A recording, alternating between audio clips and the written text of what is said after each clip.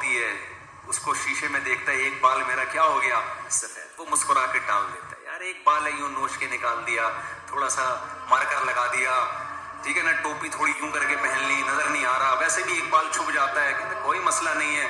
حالانکہ یہ ایک بال نذیر تھا, ڈرانے والا تھا. بیٹا اب تجھ میں ان کیمیکل کی کمی ہونا شروع ہو گئی ہے جو جوانی والے کیمیکل ہیں, جو بالوں کو کیا رکھتے ہیں, بلیک رکھتے ہیں. سمجھتے ہو نا؟ اس کا میڈیکلی نام تو ڈاکٹر ہی بتائیں گے نا, میں کوئی ڈاکٹر تھوڑی ہوں. جو بھی یہ کیمیکل ہے جو جوانوں میں ہوتا ہے, بوڑھوں میں کیا ہوتا ہے, وہ آہستہ آہستہ شارٹ. تو اب وہ کیمیکل آپ میں شارٹ ہونا شروع, اگر نہ شارٹ ہوتا تو ایک بال بھی کالا نہ ہوتا. آپ کا ایک بال ہو گیا سفید, آپ اگنور کرتے ہو. کوئی پوچھتا ہے آپ کے سر میں کتنے سفید بال ہیں, کوئی سفید نہیں, وہ تو ایسے ہی, وہ تو ایک ایسے ہی نکل آیا تھا, وہ تو کوئی اتنا بڑا ایشو نہیں ہے. اپنے نفس کو نہ دھوکہ دیتے ہو.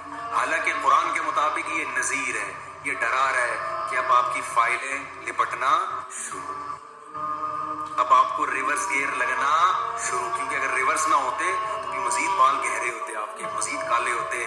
یہ ایک کالا اس لیے ہوا ہے کہ ایک سے ابتدا ہوئی ہے. جیسے کوئی 4 شادیاں کرے تو پہلی سے ابتدا ہوتی ہے نا اس کی. کیا خیال ہے بھائی, ایک دم سے تھوڑی ہو جاتی ہے, چوتھی پہلے تھوڑی ہوتی ہے. تو ایک بال کیا ہوا ہے ابھی, یہ ایک سفید ہونا اس کی علامت ہے. بیٹا تھوڑے دنوں میں اب دوسرا بھی سفید ہوگا, پھر تھوڑے دنوں میں تیسرا بھی ہوگا, پھر تھوڑے دنوں میں چوتھا بھی ہوگا. پھر ایسے ہوتے ہوتے ہوتے ہوتے آدمی کہتا ہے یہ کیا ہو رہا ہے بیگم, یہ کیا ہو رہا ہے, کہتا ہے کہ نہیں کہتا ہے. پھر بیگم صاحبہ کہتی بھائی کچھ لگا لیا کریں. اننے کہ ابا میں چاہتی ہوں آپ جوان نظر آئیں. میں کیا چاہتی ہوں, کسی مجلس میں جاتے ہیں آپ سفید, لوگ دم تھوڑی کرانے آئیں گے آپ سے. پھر بیوی کے کہنے پہ کالا کولا لگا رہا ہے, کوئی براؤن لگا رہا ہے, کوئی مہندی لگا رہا ہے, کچھ بھی لگا رہا ہے, پکڑا بہرحال جاتا ہے کہ بیٹا یہ اوریجنل نہیں ہے. 2 دن رنگ لگانا بھول جائے وہ سفید نکلنا شروع وہاں سے. حالانکہ آپ لگائیں, کالا لگانا جائز نہیں, براؤن لگا لیں, لیکن عبرت تو حاصل کرو کہ بھائی اب ریورس گیئر لگنا شروع. اب آپ بالوں کی فکر میں لگے تھے, ایک دن آپ کو پتہ چلتا ہے یار کمر میں پتہ نہیں, یار ڈاکٹر صاحب کو 3 دن سے پین ہو رہا ہے میری کمر میں, آج تک کبھی ہوا ہے نہیں. پہلے تو ڈاکٹر آپ کو بیوقوف بنائے گا, ہو جاتا ہے اصل میں آدمی تھوڑے یوں کروٹ پہ سوتا ہے, کبھی یوں کروٹ پہ, تو یہ والے مسل دبرے ہوتے ہیں. بھائی جوانی میں بھی تو, جوانی میں ایسے ٹیڑھے میڑھے سو رہے ہوتے ہیں نا, یوں یوں کر کے دیکھا ہے. ہم جب بچے تھے نا, ہم ایسے سوتے تھے کہ سوتے یہاں تھے, صبح نکلتے وہاں سے تھے. ہم اماں کہتی تھی ہم سلا کے یہاں گئی تھی, نکل کہاں سے رہا ہے, ایسے کلابازیاں کھا رہے ہیں, وہ ادھر اس پہ بھی کلابازی, اس کی ٹانگ اس کے سر پہ لگ رہی ہے, وہ اس کی ٹانگ ہمارے سر پہ لگ رہی ہے, پھر بھی سو رہے ہیں. عمر زیادہ ہوتی ہے, وہ نیند بھی مارکیٹ سے شارٹ. تھوڑی سی کہیں کتے نے بھونکا, آدمی گیٹ کھول کے دیکھتا ہے بھائی میری نیند خراب کر دی اس نے. کہیں کسی نے تھوڑا سا بول دیا اٹھ گیا, پھر نیند ہی نہیں آ رہی پوری رات. یہ سب چیزیں کیا ہیں, نذیر. بیٹا اب پشاور آنے والا ہے, اب کیا ہے کے پی کے میں گاڑی داخل بولو ہو چکی ہے. یہ برگر شرگر جلدی سے کھا کے ختم کرو, نانی اماں کا گھر آنے والا ہے. تو یہ ڈرا رہی ہیں چیزیں, ہم ڈرتے نہیں. ہم بالوں کو کالا کرنے پہ فوکس کر دیتے ہیں سارا. کمر کے درد کا علاج, پھر ابھی کمر سے فارغ نہیں ہوتا, ڈاکٹر صاحب گردوں میں کچھ پین سا محسوس ہو رہا ہے, چلا نہیں جا رہا, بیٹھا نہیں جا رہا, زیادہ دیر بیٹھتا ہوں تو ٹانگیں کانپنا شروع کر دیتی ہیں. سمجھ رہے ہیں نا. اور پھر مفتی طارق مسعود صاحب جو شادی کی باتیں کرتے ہیں مجھے بالکل بھی اچھی نہیں لگتی. پہلے بہت اچھی لگتی تھی, 20 سال پہلے. ایک بوڑھے میاں مجھے ملے, کہہ رہے کاش آپ مجھے 30 سال پہلے مل جاتے. بزرگوں کا احترام کیا کریں, کسی کا مذاق اڑانا مقصد نہیں ہے. اور یہ آج کے جو بزرگ ہیں نا, یہ آج کے جوانوں سے اچھے ہیں. جب یہ جو جوان گھٹکے والے بیٹھے ہوئے ہیں نا, یہ جب اس عمر کو پہنچیں گے تو اس قابل نہیں رہیں گے جس قابل یہ لوگ ہیں. یہ خوب سمجھ لیں. تو آج جو ہے نا گھٹکے کھا کے جو آدمی 50-60 سال تک پہنچے گا, تو ہمارے ایک دوست تھے سگریٹ بہت پیا کرتے تھے, بہت زیادہ سگریٹ. ان کو ہم نے منع کیا, یار نہیں پیو اتنی. ایک دن کیا ہوا, ہم سوئمنگ کے لیے گئے تو ان سے 2 دفعہ انہوں نے یوں کیا اور ایسے سانس پھول رہا تھا بہت زیادہ. تو مجھے کہنے لگے بھائی اب تو سب جگہ سے دھواں ہی نکل رہا ہے, میرے اتنی سگریٹ پی کے ہے, اب میرے اندر پاور کیا ہو گئی ہے, ختم. تو वो सोचो 25 साल का वो बर्बाद हो गया सिगरेट पी पी के, तो आप क्या समझते हो आप सिगरेटें और गुटखे खा के 60 साल तक जवान रहोगे? ये खोपड़ी से आपके वो नजीर 30 साल में ही आना शुरू हो जाएगा। तो नजीर क्या है? डराने वाला क्या है? सफेद बाल। नजीर क्या है? कमर का दर्द, फिर ब्लड प्रेशर ऊपर नीचे। जवानी में जितने भी अंडे खाओ बीपी हाई नहीं होता। आज क्या था, 2 के बजाय या 3 अंडे खा लिए, वो तीसरा अंडा गले पड़ गया। होता है कि नहीं होता? बीपी शूट कर गया भाई, 3 अंडे खा लिए थे। जवानी में मिठाई के पूरे पूरे डब्बे खा जाए। हमें भी याद है, मुझे रसगुल्ले खाने का बड़ा शौक था। हमारी अम्मा खाने नहीं देती थी रसगुल्ले ज्यादा, कि भाई कोई खाने की चीज खा, कोई पराठा खा, कोई चावल खा। बच्चे तो गलत चीजें ज्यादा खाते हैं ना। तो मुझे अपना एक दिन बहुत अच्छी तरह याद है, हमारी वालदा 1 या 2 रसगुल्ले बहुत ज्यादा खा लिए, वरना फिर वो भाई खाना खाओ ना, जैसे माएँ कर रही होती हैं कि रसगुल्ले खाएगा तो खाना कौन खाएगा। मुझे याद है एक दफा कोई बड़ी तकरीब में हम बैठे हुए थे, रसगुल्लों का डब्बा ला के रख दिया, मेरी वालदा भी बैठी हुई थी और भी रिश्तेदार थे। अब जो ऐसी पुरवकार महफिल होती है ना, उसमें माएँ बच्चों को इशारों से तो डांटती हैं सबके सामने ऐसा नहीं करती। तो मुझे बेहतरीन मौका मिला, मैंने जो रसगुल्ले फोड़ना शुरू किए ना, मैंने कहा बेटा बाद में पिटो, अभी नहीं कोई रोकेगा तुम्हें। वालदा कह रही है बस। इसी तरह जो डुबो के खाने का, बिस्कुट को डुबो के खाने का मजा, वो भी मुझे अपनी वालदा का याद आता है। वो डुबो के खाने वाला लतीफा तो बहुत लोगों ने सुन लिया होगा ना, दोबारा सुना दूं, वो बहुत लोगों ने सुन लिया है।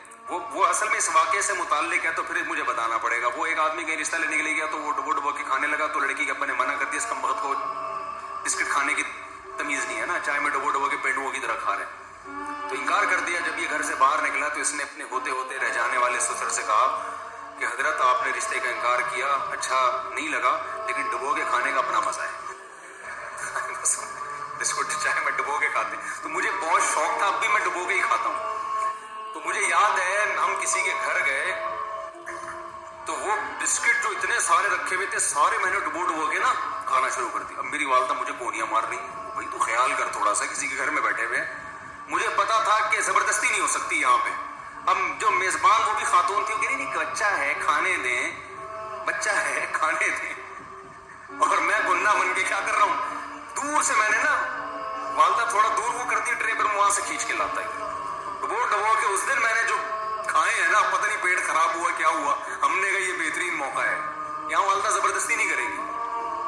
तो वो दौर था, इतने बिस्किट डुबो के खा गए हम। पेट खराब भी होता है तो खुद ही सही, अब डुबो के इतने नहीं खा सकते, 2 4 6 बहुत ज्यादा कितने खा लेंगे। तो जवानी में इंसान फोड़ रहा होता है। वैसे भी हम बुढ़े हुए नहीं है मादरत के साथ, लेकिन बहरहाल वो वाली बात तो नहीं होगी ना जो पहले हुआ करती थी 20 साल में। पहले तो कुत्ता हमारे पीछे लगता था, हम कुत्ते के पीछे लग जाते थे। कुत्ते के लिए हमसे जान छुड़ाना मुश्किल हो जाता था। हमें याद है अपने स्कूल कॉलेज का दौर, कुत्ता कहीं पीछे लगा ना, लड़के कुत्ते के पीछे लग जाते थे। कुत्ता फंस जाता था कि यार मैं किन लोगों के पीछे लग गया, क्योंकि वो बहुत एंटरटेनर बन जाता था, तफरीह लेते थे हम ना। कुत्ता पीछे लगा, सारे वाले कुत्ते को मार रहे हैं। अब अगर हमारे पीछे कुत्ता लग जाए तो हम कुत्ते के पीछे नहीं लगते, हम आगे आगे भाग रहे हो।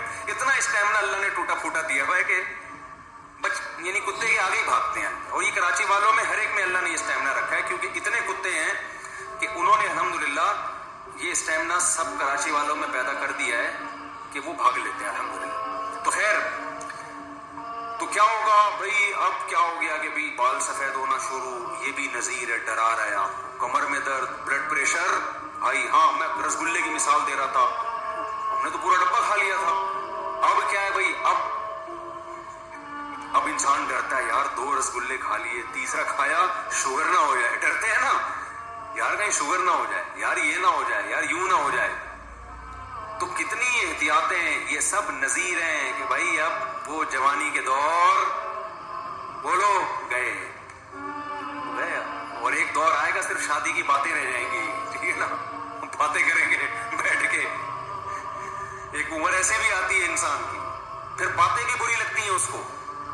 तो क्या है, जैसे जैसे उम्र, फिर ब्लड प्रेशर, फिर शुगर। कितने लोग पेशेंट हैं कि जी अब्बा को ब्लड प्रेशर का मसला हो गया, इलाज करा करा के थक गया, डॉक्टरों ने कहा भाई इनको तो शुगर भी हो गई है।